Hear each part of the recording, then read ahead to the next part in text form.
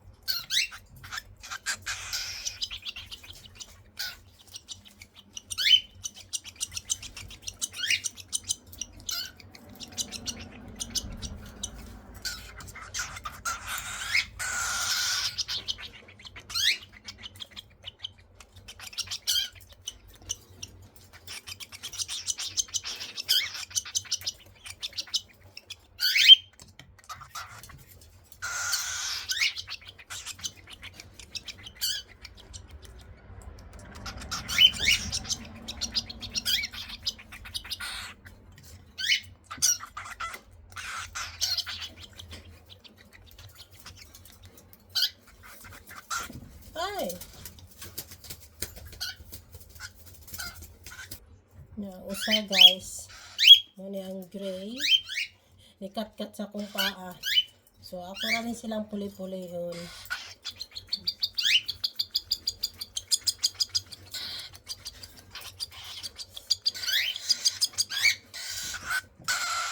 As in, makalingaw sila, makalingaw. Makawalag stress.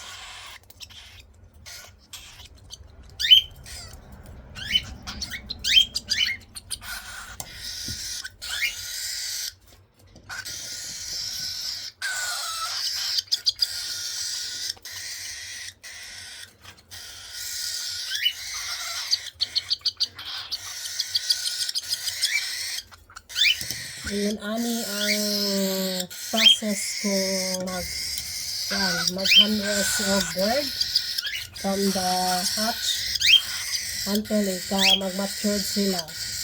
Kailangan yun i-hand feed. Ulis yun mo silang gunitan para maamo nimo. Kaya di mahadlok ang tao.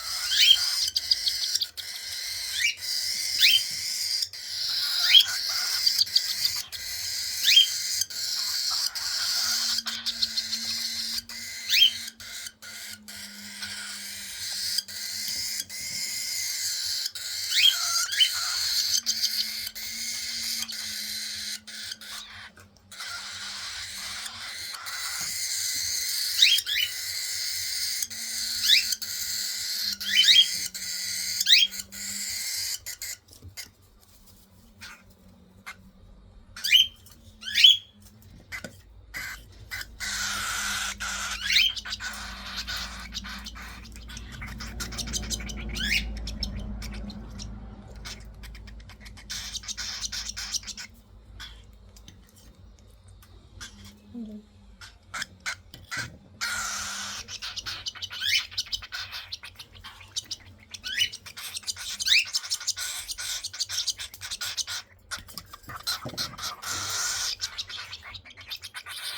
sa gid sila bata, guys. Before, pag katong bago pag gid sila gawa sa cage, 3 times a day gud ang feeding nila. Pero karon 2 times a day na lang.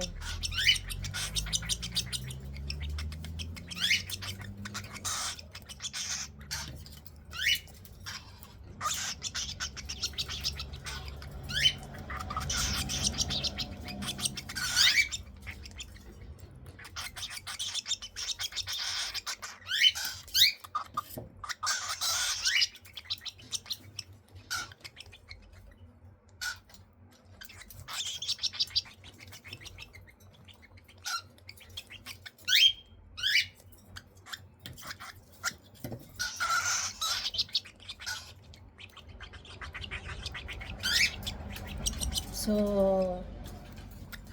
ang next feed ani nila, guys, mga around 6 o'clock. Yeah, gabi.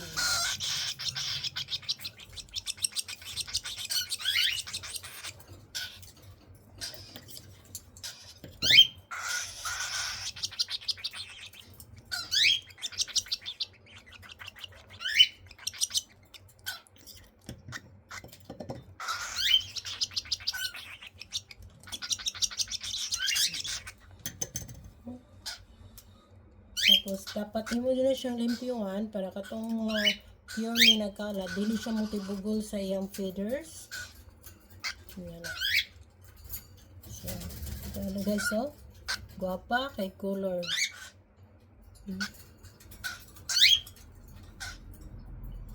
Light yellow na may mix sa light gray and white. Ang iyang wings. Look at ang wings. Nice kayo. Very, very beautiful. Maka-in-love. Hello, beautiful people.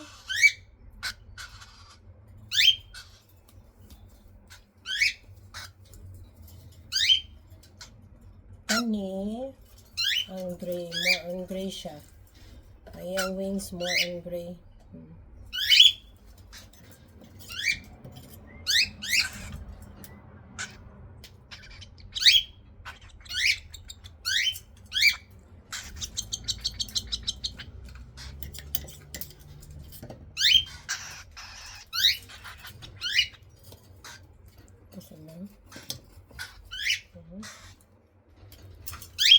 Nya mailan nimo sila guys kung busog na kay ang kanilang tiyan muburot na. So di mo mailan nga busog na sila. Katulad hindi. Ilang tiyan. Busog na, dako na. Naya. Dili po nimo i-overfeed kaya magsuka sila mamatay.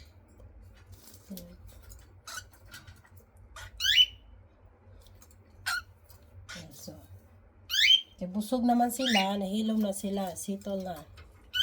That's it. Here they go. So, nag-start na ilang feeder sa ilang ulo, panubo.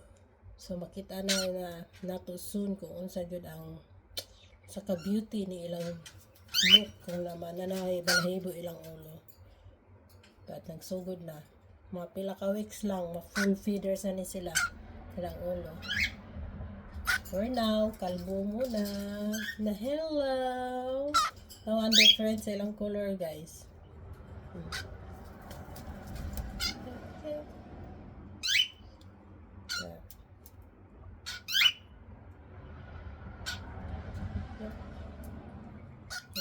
Ay, hindi pa rin siya sa inilang doha.